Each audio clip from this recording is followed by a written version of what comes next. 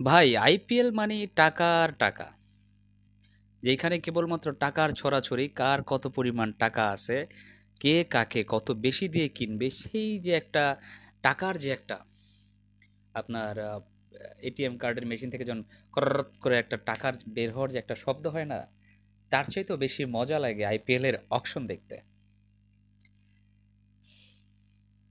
বলছিলাম ঋষভ পান্তের কথা, বলতে চাচ্ছি ঋষভ পান্তের কথা, কথা বলতে চাচ্ছি শ্রেয়াস আয়ারের কথা, বলতে চাচ্ছি ভেঙ্কি আয়ারের কথা। ক্রিকেট ইতিহাসে মানে আইপিএলের ক্রিকেট ইতিহাসে এখনো পর্যন্ত এত দাম কারোই হয় নাই, যেটা এবারে ঋষভ পান্তের উঠেছে, সেটা হচ্ছে 27 কোটি রুপি বাংলাদেশি টাকা, যেটা কনভার্ট করলে 38 কোটি 39 কোটি টাকা হইতে পারে। আপনার শ্রেয়াস আয়ারকে কিনেছে হচ্ছে, ও আপনার যাই হোক, শ্রেয়াস আয়ারকে আপনার দলে নিয়েছে কিংস ইলেভেন পাঞ্জাব 26 কোটি 75 লাখ রুপিতে, যেটাকে বাংলা টাকায় কনভার্ট করলে 37-38 কোটির মতোই দাঁড়ায়।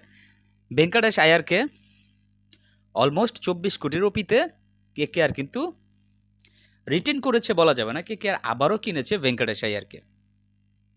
সেটাও কনভার্ট করেন আপনি, কনভার্ট করলে সেখানেও 35-36 কোটি টাকার মতো চলে আসবে। তো এই তিনজন প্লেয়ার কিনতে আপনার আইপিএলের এই ফ্র্যাঞ্চাইজিগুলো খরচ করেছে প্রায় 100 কোটির উপরে টাকা।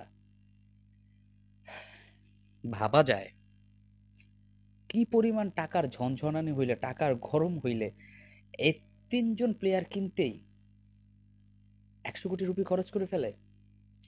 আনবিলিভেবল, অবিশ্বাস্য, আমার কাছে বিশ্বাসযোগ্য হয় না। তবে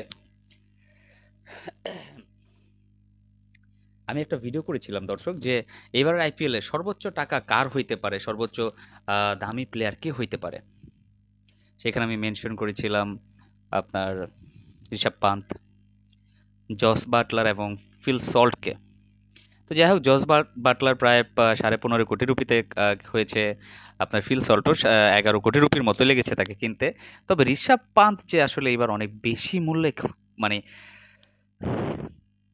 বিক্রি হতে যাচ্ছেন, সেটা একদম অনুমেয় ছিল। কারণ ঋষভ পান্ত যখন আপনার বলেছিল একটা কথা, যে আমি টাকার জন্য দিল্লি ছাড়ি নাই, আমার কাছে ব্যাপারটা অদ্ভুত মনে হয়েছে। এখন মনে হচ্ছে যে হ্যাঁ, দিল্লি ছেড়েছেন তিনি টাকার জন্যই। তো দিল্লি ছাড়াটা তার জন্য ভালোই হয়েছে, মানে একদম আইপিএলের ইতিহাসের দামি খেলোয়াড় হয়ে গেছে। এর পরবর্তী কোনো আইপিএলে এত দাম দিয়ে কেউ কোনো প্লেয়ার কিনবে কিনা সেটা নিয়ে সন্দেহ আছে।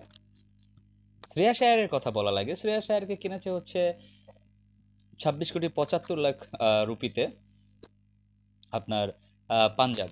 তো পাঞ্জাব কিনলেন, আমরা চিন্তা করে পাই না, শ্রেয়াস আয়ারের যদি দাম এত বেশি হয়ে থাকে, ভারতের ওডিআই স্কোয়াডে শ্রেয়াস আয়ার নাই, টি-20 স্কোয়াডে শ্রেয়াস আয়ার নাই, টেস্টে তো নাই, শ্রেয়াস আয়ারের এত দাম কেন হইল আমার ঠিক এই মুহূর্তে বুঝে আসলো না। ভেঙ্কটেশ আয়ারের কথাও বলি, ভেঙ্কটেশ আয়ারকে আপনার প্রায় 24 কোটি রুপিতে নিছে কেকেআর। আসলেই কি এত বেশি দাম ছিল ভেঙ্কটেশ আয়ারের? অলরাউন্ডার, কিন্তু তাকে সবসময় তো বোলিংটা করায় না। কেকেআর বলেন, কেকেআর এই তো খেলছে ভেঙ্কটেশ আয়ার সবসময়, তাকে দিয়ে সবসময় বোলিংটা করে না। তবে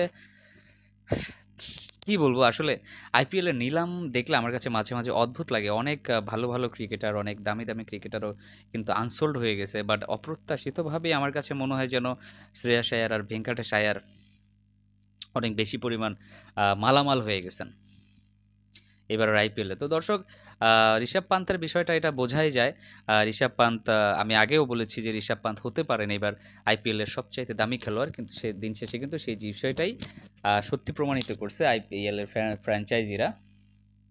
তো যাই হোক, আপনারা যারা আমার এই ভিডিওটা দেখলেন, আপনাদের কাছে কি মনে হয় যে এই যে টাকার যে মারামারি, টাকার যে ছড়াছড়ি, টাকার ডলারের যে ছড়াছড়ি, এই যে বিষয়গুলা, যে প্লেয়ারদেরকে আসলে এত এত দাম দিয়ে তারা কিনলেন, কার টাকাটা বেশি অর্থে, মানে কার টাকাটা, কাকে বেশি টাকা দিয়ে কেনাটা যুক্তিযুক্ত হয়েছে, কে বেশি যোগ্য ছিল এই টাকাটার জন্য? সেটা কি ঋষভ পান্ত, নাকি আপনার শ্রেয়াস আইয়ার, নাকি আপনার ভেঙ্কটেশ আইয়ার? সেটা অবশ্যই আমার এই ভিডিওর কমেন্ট সেকশনে কমেন্টস করে জানাই দিবেন। সবাই ভালো থাকবেন, সুস্থ থাকবেন। আসসালামু আলাইকুম।